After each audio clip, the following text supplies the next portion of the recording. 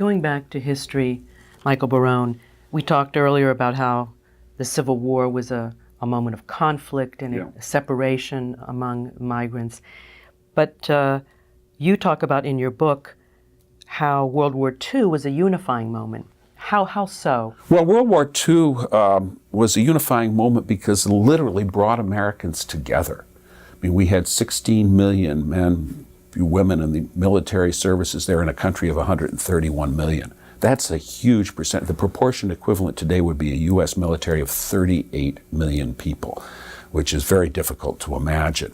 And it brought together people. The North and the South had been very separated between the Civil War and World War II, 3 generations.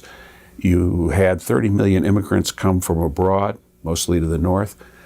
Only 1 million black Southerners, 1 million white Southerners moved north, even though wages were 2 to 3 times higher than the North. There was the economic incentive, but there was this divide from the Civil War. They were like 2 separate countries. World War II brought them together, and it brought together the Ellis Island immigrants, the people from Eastern Europe, the second caste ethnics from the multi-ethnic empires. And they had not, they had been living often in communities in ethnically identifiable areas, just as many Hispanics in America live in ethnically identifiable areas.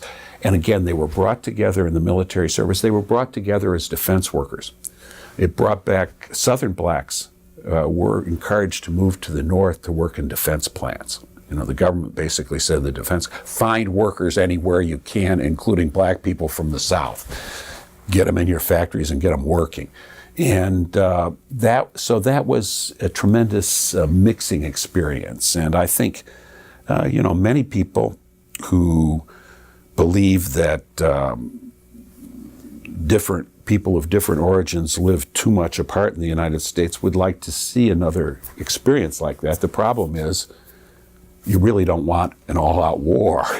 As a general proposition, we had 400,000 or 500,000 Americans died in that war. We had more people die in the 48 hours after D-Day. More Americans died than died in Iraq and Afghanistan put together.